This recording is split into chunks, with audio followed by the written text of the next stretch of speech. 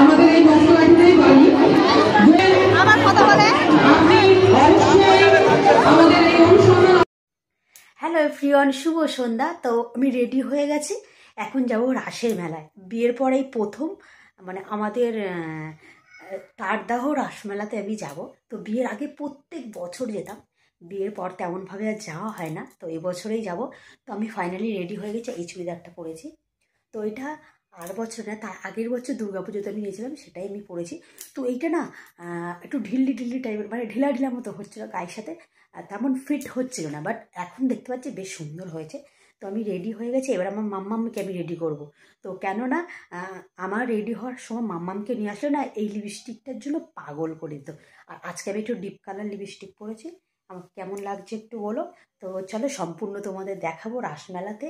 5 বছর পর আমি রাসমেলাতে যাচ্ছি। রাসমেলাটা বিয়ের আগে কেমন হতো, এখন কেমন হতো, সেটাই তোমাদের সাথে দেখাবো।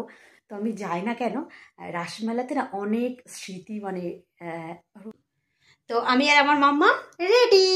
তো চলো, এই সেজে গুজে আর এই সোয়েটার টুপি পরতে গেলে কতটা যাবে। মেয়ে একদম সোয়েটার পরতে চাচ্ছে না, ও এইরকমই করে যাবে।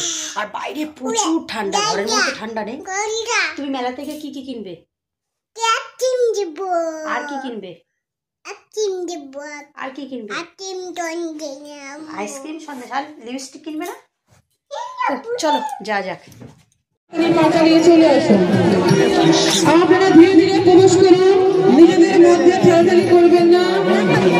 অনেকের যমুনায় থেকে, যমরাজের কাছ থেকে সাবিত্রী তার স্বামীকে ছিনিয়ে নিয়ে এসেছিলেন, সেই ঘটনা আপনারা দেখতে পাবেন। ধীরে ধীরে প্রবেশ করুন। আজ আমাদের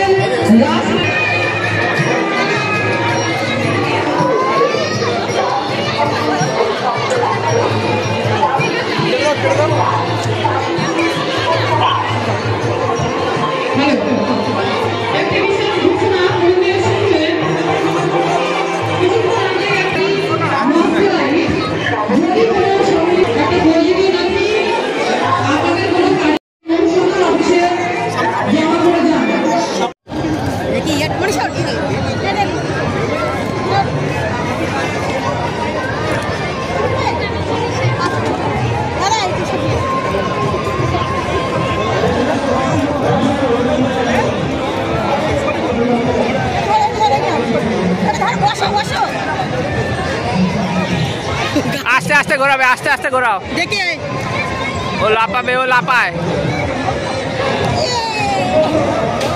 গাড়ি চালাও, গাড়ি চালাও, গাড়ি চালাও। না এটা ধর, মামাম গাড়ি চালাও।